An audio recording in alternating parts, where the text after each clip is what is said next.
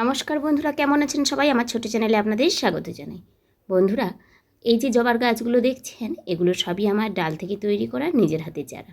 হ্যাঁ, আমি এগুলো ডাল কাটিং করে বসিয়েছিলাম, শুধুমাত্র মাটিতে বসিয়ে দিয়েছি, আর তাতেই কিন্তু হয়ে গেছে সুন্দর সুন্দর চারাগুলো।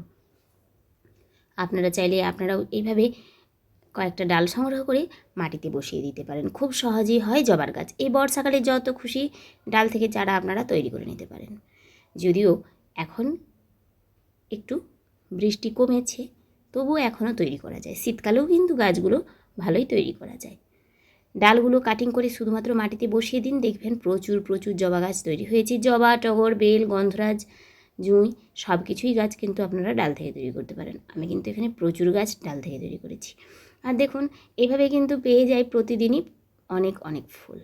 তো আপনারাও যদি এরকম ফুল পেতে চান আর কোনো পয়সা খরচ না করে বাগান তৈরি করতে চান, তাহলে যে কোনো জায়গা থেকে কয়েকটা ডাল সংগ্রহ করুন এবং সেটা খুব যত্ন সহকারে মাটিতে বসান।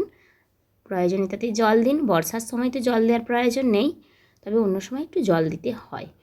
এই যে হাইব্রিড জবার গাছ দেখছেন, এটাও কিন্তু আমার ডাল থেকে তৈরি। এর যে ফুলগুলো বিরাট বড় বড় হয় এবং সেই ভিডিও আপনাদের সামনে তুলেও ধরেছি অনেকবার। আর এখানে এই যে দেখছেন গোলাপ গাছটাতেও কিন্তু সারা বছর ফুল হয়। আমার এখানে অনেকগুলো গোলাপ রয়েছে। আর এই দিকটাতে রয়েছে একটা অপরাজিতার গাছ, অবশ্যই দেখাবো আপনাদের সামনে। অপরাজিতার গাছটাও ডাল থেকে তৈরি হয়। আমি সত্যি বিশ্বাস করতে পারছিলাম না। এই যে অপরাজিতার ফুলটা দেখছেন, এই যে তুললাম, এই গাছটা আমার কিন্তু ডাল থেকেই তৈরি। আর এই যে একটা ক্যাকটাস, এটাও ওই যে নিচের মাথাটা ওটা বসিয়েছিলাম, একটা কাকিমার কাছ থেকে নিয়েছে, ভেঙে গিয়েছিল তার একটা ডাল, সেটা বসিয়ে আমি কিন্তু এখন তৈরি করে নিয়েছি এই যে সুন্দর ক্যাকটাসটা। আর এই যে ক্যাকটাসটা আমি লাগিয়েছিলাম, সেই ভিডিওটিও আপনাদের সামনে তুলে ধরেছি। তো দেখুন, এরকম প্রতিদিনই আমি কিন্তু ফুলগুলো তুলে নিই, মাঝে মাঝে রেখে দিই প্রকৃতির সৌন্দর্য বৃদ্ধির জন্য। গাছে থাকলে দেখতে ভালো লাগে, তাই আবার মাঝে মাঝে তুলে ঠাকুরের চরণে নিবেদন করি। আপনারা আপনাদের ইচ্ছে হলে ফুলগুলো রাখবেন। সত্যি ফুলগুলো কিন্তু দেখতে ভালো লাগে, আবার ইচ্ছে হলে ঠাকুরকেও দিতে পারেন। তো এরকম জবা ফুল, এই জবা ফুলগুলো কিন্তু কালী মায়ের ভীষণ প্রিয় ফুল। আর এই জবাগুলো তুলে ঠাকুরকে নিবেদন করতে ভালোও লাগে, আসলে দেখতে সুন্দর লাগে।